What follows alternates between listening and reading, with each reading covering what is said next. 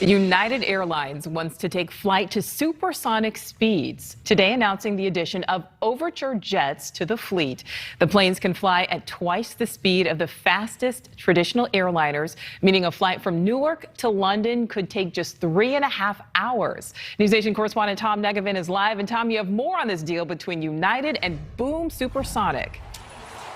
Yeah, learning a lot more, Nicole. Terms of the deal, though, we don't know, not released yet. But just think about this. At a time when the airline industry is struggling to recover from the devastating effects of a global pandemic, comes an idea that could get a lot of folks fired up about air travel again, except it is years away, and a lot of industry analysts wonder if this will really ever get off the ground.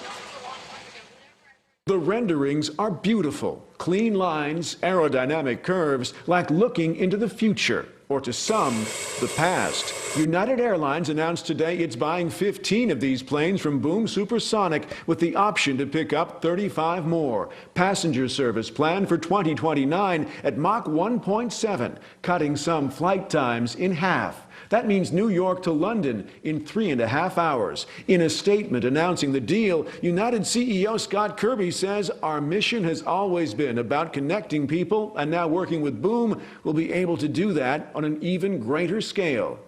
It's interesting. The question is, will it fly? What Boom has is a prototype. And United is saying, yeah, we'll buy these aircraft if it proves safe, if it proves sustainable, if it proves workable.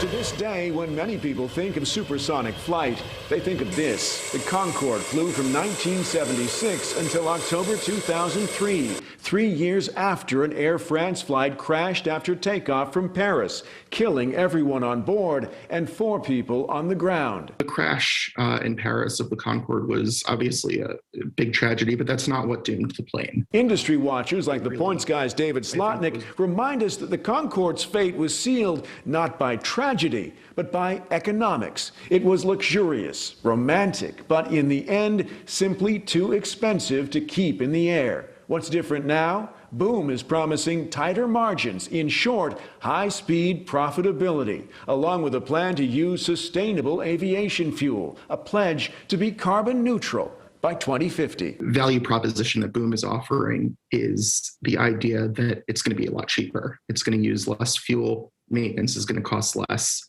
And consequently, tickets will cost less. It'll be more like what we pay for business class or maybe international first class today.